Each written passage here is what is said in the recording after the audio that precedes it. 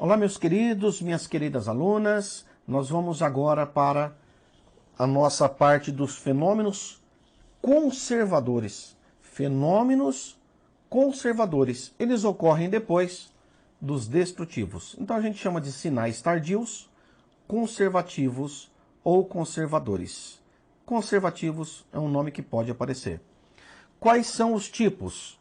Esse aqui é um tipo. Saponificação. A saponificação é um processo químico. Por que é um processo químico? Porque o nosso corpo tem gordura. E nossa gordura pode, dependendo das condições do solo e também do ambiente, reagir com componentes básicos do solo, com cátions metálicos que estão no solo. Eu não sei se você sabe isso da química, mas nós temos os óxidos ácidos, nós temos os óxidos básicos, e os óxidos básicos estão no solo. Nós temos minerais no solo. E esses minerais podem gerar essa reação de saponificação. O que é saponificação? Saponáceo. Sapon. Sapon quer dizer sabão. Então, guardou? Saponificação. É a reação que gera sabão na química orgânica. Na química orgânica, nós temos álcool reagindo com éster. Vai formar álcool reagindo com ácido carboxílico, forma os ésteres. Os ésteres reagindo com soda cáustica ou potássio, soda potassa, né, que é hidróxido de potássio, ou de sódio, forma o sabão. É assim que no sítio, nas fazendas, aquele caseirinho lá fazia o sabãozinho, jogava soda num tacho junto com gordura animal e fazia o sabão. Então, guarde esse nome, sabonificação, vem de sabão. Por isso, adipo quer dizer gordura. Então você tem o tecido adiposo. Saponificação é o nome de uma reação que forma sabão. Então a gordura do cadáver, né, reage com metais do solo. Éster reage com metais. Quando o ambiente é quente, muito úmido e pouco arejado, o corpo vai ser conservado na forma de sabão. Isto você tem que saber. Primeira coisa, o que é saponificação? É a forma em que o cadáver fica conservado e tem um aspecto untuoso, parece uma gordura, parece um sabão mesmo. Agora, outro aspecto importante da saponificação, isso cai em prova, tá? Isso que eu acabei de falar, e isso agora também. Qual o ambiente que gera a saponificação? Então, viram aqui qual o ambiente? Guardem. Quente, úmido e pouco arejado. Beleza? Então, a formação de adipocera tem consistência untuosa, mole, quebradiça, tonalidade amarelada escura, dando a aparência de cera ou sabão, que se forma nos diversos tecidos e órgãos dos cadáveres. Meus queridos, isso é bem tranquilo. Mas nós não temos só a saponificação. Nós temos outros tipos, como por exemplo, corificação, mumificação, litopédio. E basicamente esses são os termos que mais aparecem para vocês na prova. E nós temos também a plastinação, que é uma forma de conservação artificial. Então dê uma olhadinha, que aqui a gente traz para vocês todas as possibilidades. Mumificação, ou as principais, né? Saponificação, corificação, petrificação ou fossilização, que também pode ser chamado de litopédio. Lito quer dizer pedra. Aqui um cadáver, uma criança, que vocês vão ver a imagem que parece de pedra. Congelamento ou criogenia e plastinação, que é artificial. Criogenia também artificial. Isso aqui pode ser natural e isso aqui também pode ser natural. Mas, independente de ser natural ou não, eu gostaria que vocês soubessem a característica principal de cada tipo. Saponificação, jeitão de gordura, certo? Mumificação, as múmias do Egito. Você vai lembrar lá que elas estão bem sequinhas, porque os líquidos foram removidos justamente para o corpo não apodrecer. Aí nós temos o litopédio, que é petrificação. pedra, litopédio, né? Pedra. Lembra de pedra. Que mais? A corificação. Cuidado, como é que se dá a corificação? Normalmente é uma situação especial. O cadáver fica em urnas metálicas, geralmente zinco. Então cuidado, falou em corificação, ele vai falar que ficou num ambiente quente, pouco arejado, úmido. Cai fora, que isso aí é saponificação, beleza? Então para você que queria ver as imagens de adipoceira ou saponificação, ou mesmo as outras formas de conservação, olho no lance. Principalmente, ó, lugares úmidos, má ventilação, solos argilosos, acontece muito em valas comuns, e o candidato aqui, né, a nossa vítima, o nosso cadáver, precisa ter bastante gordura. Não, professor, precisa ter aí uma certa quantidade de gordura, mas quanto mais gordo ele for, a tendência é que ele preserve-se na forma de sabão. Então, no bullying, agora você fala assim pro cara: ô, seu futuro adipoceira. Nossa, não faz isso não, viu? É coisa idiota do professor aqui, só para você não esquecer. Vamos ver a imagem? Essas partes esbranquiçadas aqui, ó, se você passar o dedo, ele esfarela. Olha aí, ó, saponificação, no estágio mais avançado. Mumificação, pode ser químico, e aí é sempre químico, mas pode ser natural ou artificial. O ambiente é quente, seco, e olha aqui, diferença, essa é a diferença, arejado. E aqui as bactérias não se desenvolvem. Qual que era a diferença da adipoceira? A adipoceira, o ambiente não era arejado. Quando a mumificação é natural? Quando ocorre naturalmente, o corpo desidrata, seca, a pele vai provocar, né, aquele enrugamento pela falta de ventilação, alta temperatura do solo, pela alta ventilação, porque quanto mais ventila, mais umidade é retirada do cadáver. Então, se você vai perdendo mais umidade mais rapidamente, ele resseca mais facilmente e aí tende a mumificar. Então, o cadáver fica exposto ao ar, em regiões de clima quente e seco, sofrendo acentuado dessecamento, ó, exposto ao ar. A artificial é um processo, uma técnica já muito conhecida e que é feito há muitos anos. Quem assistiu uma novela lá do... tinha na Record, agora não lembro, Os 10 Mandamentos. Eu vi essa cena, eu não assisto novela, mas eu vi essa cena em que morre o rei, morre o rei, e aí o camarada lá assume o trono, e ele acaba por... Ramsés, né? O pai do Ramsés morreu, e ele acaba por sendo embalsamado, que era uma tradição, né, dessas linhagens, né? Essas dinastias, digamos assim. Olha aqui esse aspecto, ó, parece um bacon, não parece um bacon? Esse cadáver parece um bacon. Isso aqui lembra muito, né, as múmias do Egito. Então nós temos aqui a mumificação ali total, aqui parcial. Vejam aqui a mumificação, outras formas de mumificação. Beleza? Pode ser artificial ou natural. E aí nós temos a calcificação. Calcificação que pode ser chamada de petrificação, pode ser chamada de litopédio. Pode aparecer esse termo para vocês. Então ocorre nos fetos mortos. Gente, ó, fetos, tá bom? Fetos mortos e retidos na cavidade uterina, que é o litopédio. É a criança, lembra de pediatra? Pédios, pediatra. É a criança de pedra.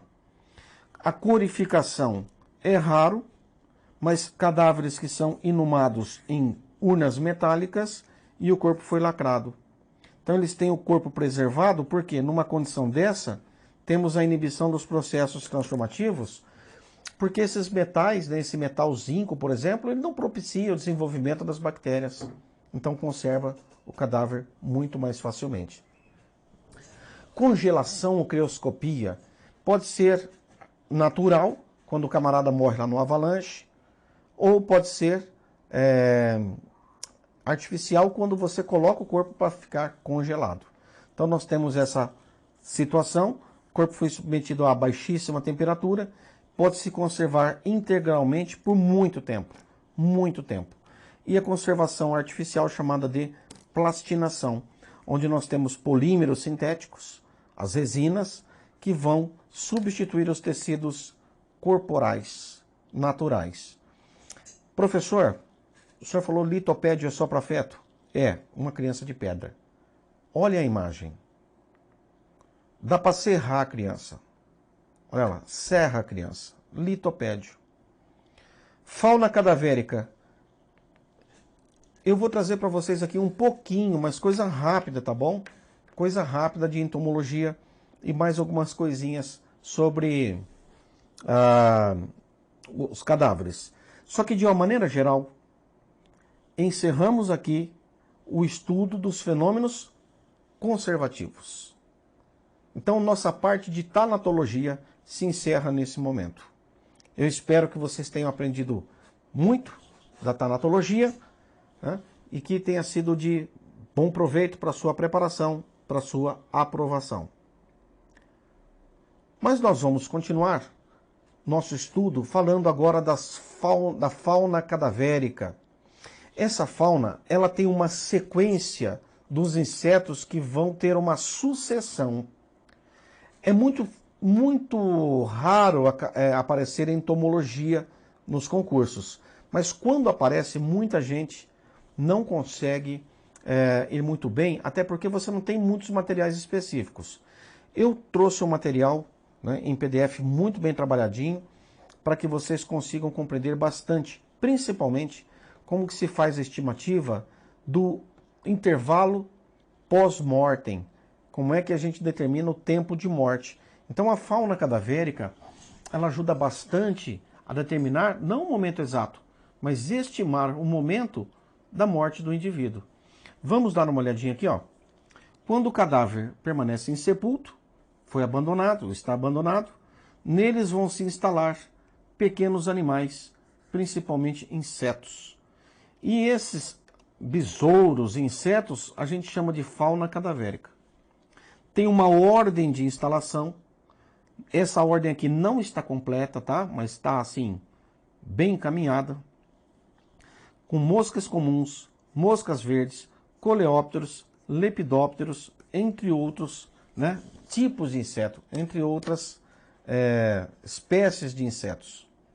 Deixa eu mostrar para vocês aqui, ó, algumas imagens. Então, o estudo da fauna é importante para a cronotanatognose.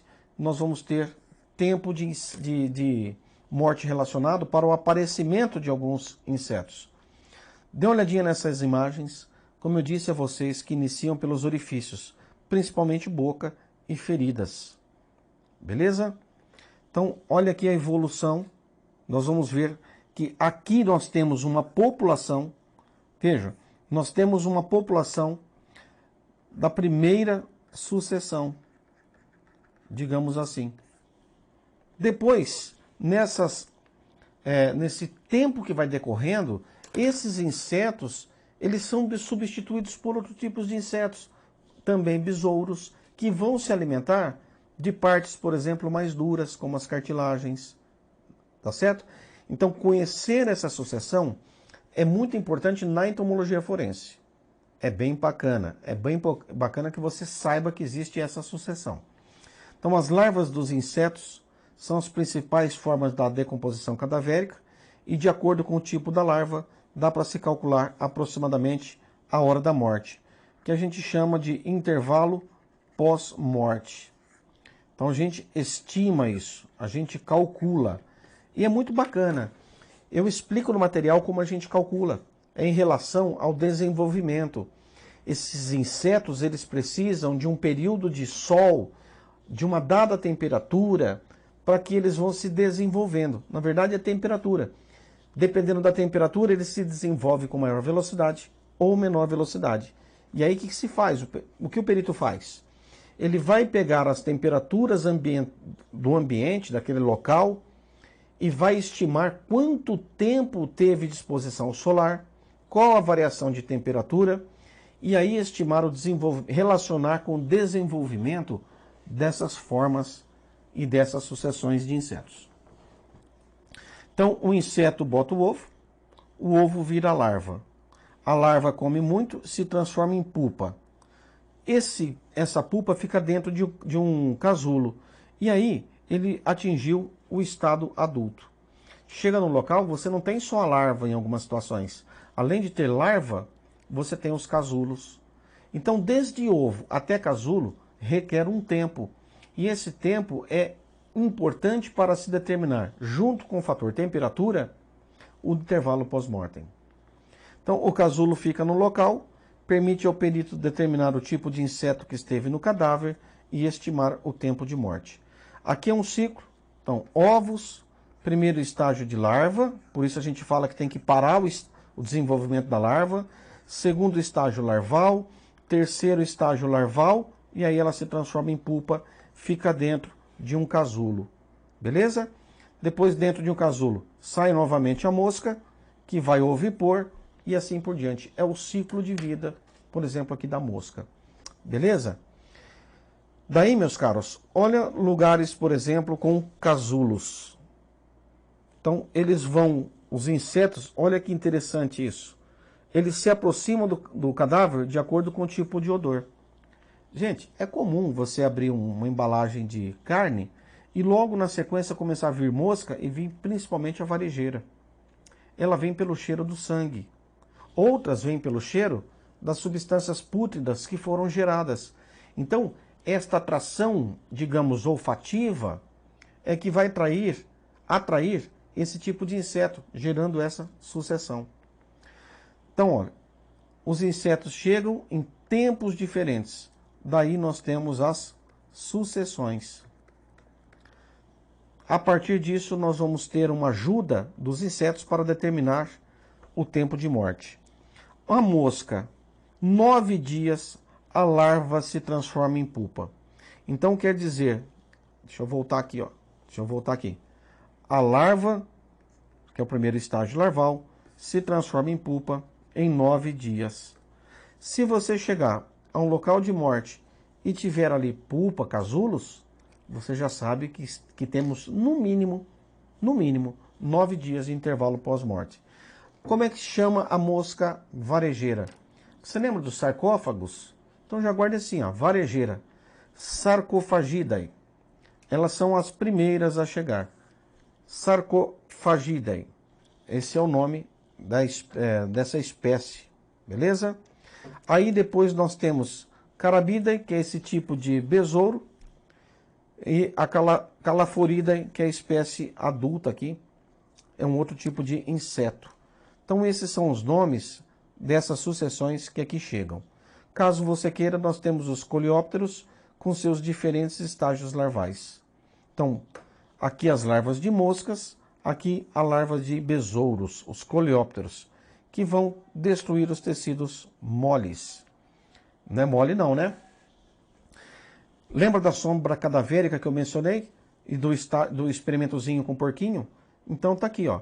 A partir de amostras do solo, esse líquido que a gente coleta aqui, que é a sombra cadavérica, pode nos ajudar a fazer pesquisas quanto a drogas, quanto a medicamentos.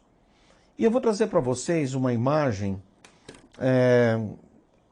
típica, das principais possibilidades de destruir o tecido, de quem vai se alimentar de tecidos. E que podem até complicar para o perito, para o legista, porque eles podem causar lesões. As moscas, os besouros tentam comer os tecidos, mas nós temos peixes, nós temos roedores que também podem se alimentar de um cadáver. Então, dê uma olhadinha. As moscas depositam ovos ao redor do nariz, boca, ânus e orifícios, tá certo? Lesões, por exemplo. Os roedores comem partes moles da face e mãos. Aí nós temos outros, como por exemplo o cachorro do mato, o lobo, que eles devoram membros inferiores de uma maneira geral. Seria isso, né? Os canídeos. E nós temos os peixes, como por exemplo piranhas e outros peixes, que preferem cartilagem da orelha, papada e lábios. Então essa seria a antropografia cadavérica para os insetos. Belezinha? Então, meus queridos, de uma maneira geral, é isso que nós teríamos aqui para falar um pouquinho sobre entomologia e sobre a fauna cadavérica. Tá bom? Meus caros, deixa eu ver aqui.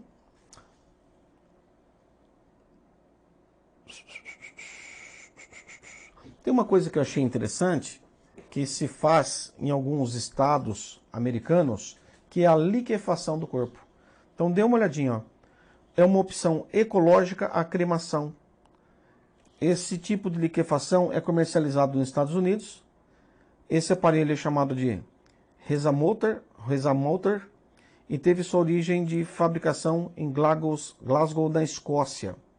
Então, o que acaba acontecendo? Dissolve o cadáver em água quente, em meio básico, produz menos gases associados ao efeito estufa que a cremação, usa 1/7 da energia, permite a retirada de metais poluentes que estejam no corpo, como aquelas de placas, próteses e obturações, evitam a contaminação do meio ambiente. Segundo estudos da Grã-Bretanha, cerca de 16% das emissões de mercúrio vem de obturações queimadas em crematórios. Então, olha que coisa, velho. Até o destino dado ao cadáver está associado aqui ao aspecto verde, né? Digamos assim. Diminuir a emissão, a poluição, a liberação de metais pesados, por exemplo, para o solo, como os das obturações dos dentes, das placas, dos pinos de platina, de fraturas que o indivíduo tenha. O corpo pode ser cremado, certo? Pode ser cremado. Mas cuidado, questão de vestibular. Ou questão de concurso vestibular. Eu já vi essa pergunta em provas de concurso. O corpo pode ser cremado a qualquer momento? Resposta. De uma maneira geral, sim. Mas em casos de morte violenta, pode ser cremado? E aí depende muito do tipo de morte violenta, mas depende de uma coisa, da autorização judicial. Por quê? Vamos pegar um caso de morte violenta e que depois se queira fazer a exumação. Se o camarada é cremado, perde-se essa possibilidade de fazer um novo exame. A exumação, ela é muito importante quando faltam vestígios ou quando se quer tirar dúvidas sobre possíveis vestígios tanto toxicológicos quanto de lesões. Então, cremação em morte violenta só é autorizado judicialmente, tá bom? Então, esse é um aspecto relevante para se observar. Pessoal, existem vários outros aspectos relacionados ao cadáver. Os destinos que o cadáver pode tomar, o que é comoriência, premoriência, pós-moriência. Mas isso não é assunto da nossa aula de tanatologia, mas será de um outro momento, possivelmente. Tá bom? Então, encerramos aqui. Um grande abraço e faça seu resumo. Guarde essas dicas que eu passei para vocês, que eu acredito com que nós abordamos aqui, dá para você responder facilmente a 90, 95% de todas as questões de concursos de todo tipo de banca. Uma ou outra que você vai ter que aprofundar alguma coisinha a mais, tá bom? Mas de uma maneira geral, aqui é mais do que suficiente para que você vá muito bem em praticamente todos os concursos do país em que caia tanatologia. Até um próximo momento.